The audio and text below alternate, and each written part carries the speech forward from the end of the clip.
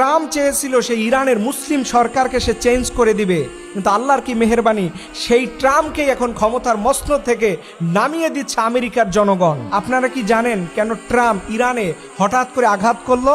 Ayatollah Ali খামিনির মতো মুসলিম ইতিহাসের এক মহান নেতাকে শহীদ করলো। এর পিছনে কারণ ছিল কুখ্যাত একটা ফাইল জমা হয়েছে ওর নামে, সেটার নাম হচ্ছে অ্যাপস্টিন ফাইল। এই অ্যাপস্টিন ফাইলকে ধামাচাপা দেওয়ার জন্য, এইটা যেন বিশ্ববাসী না জানুক, ওর মতো সাদা মানুষের অন্তরে যে কত কালা আছে এটা আল্লাহ ছাড়া আর কেউ জানে না। এই তার জীবনের কুকীর্তি মানুষের কাছ থেকে আড়াল করার জন্য সে একটা কৌশল করলো, সে ইরানে আক্রমণ করবে। সে আয়াতুল্লাহ আলী খামিনির মতো মুসলিমের ইতিহাসের এক মহান নেতাকে সে শহীদ করেছে। সে ভাবছিল এখান থেকে সে বেঁচে যাবে, কিন্তু আল্লাহ পাকের কি মেহেরবানি দেখেন। আল্লাহ বলে, তুই আয়াতুল্লাহ আলী খামিনিরে সরাইছো, আমি আল্লাহ নিজে তোর দেশের জনগণকে উস্কে দিব আয়াতুল্লাহ আলী খামিনিকে শেষ করে দিয়ে বেঁচে যাওয়ার জন্য, কিন্তু আমি আল্লাহ তাআলা তোর দাম্ভিকতা, তোর প্রেসিডেন্ট পদ থেকে আমি নিজে তোকে নামায়ে দেব।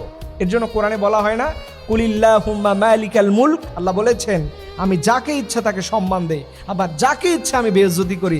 সেইটা কোনো প্রেসিডেন্টের দিকে আল্লাহর তাকানো লাগে না। এবং এই যে আন্দোলনটা হচ্ছে, এটা ছোটোখাটো আন্দোলন না।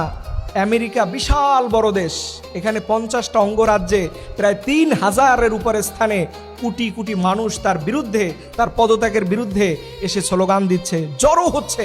এটা আল্লাহ তাআলার মিরাকেল ছাড়া আর কি। আজকে এই আমেরিকার দিকে একটা কেউ পাথর ছুঁড়তে পারতো? ওই দেশ তো পুরো কিয়ামত বানাই দিত, কিন্তু আল্লাহ তাআলা নিজের জনগণকে উদ্বুদ্ধ করে দিছে। এখন আপনি নিজের জনগণ যদি একবার খেপে যায়, ওইটা কি আর রেহাই আছে? আল্লাহর মায়ের বোঝা বড় দায়। আল্লাহর মায়ের যখন শুরু হবে, বান্দা চিন্তাও করতে পারবে না আল্লাহ তাআলা কোন জায়গা থেকে তাকে ঘায়েল করে দিবে।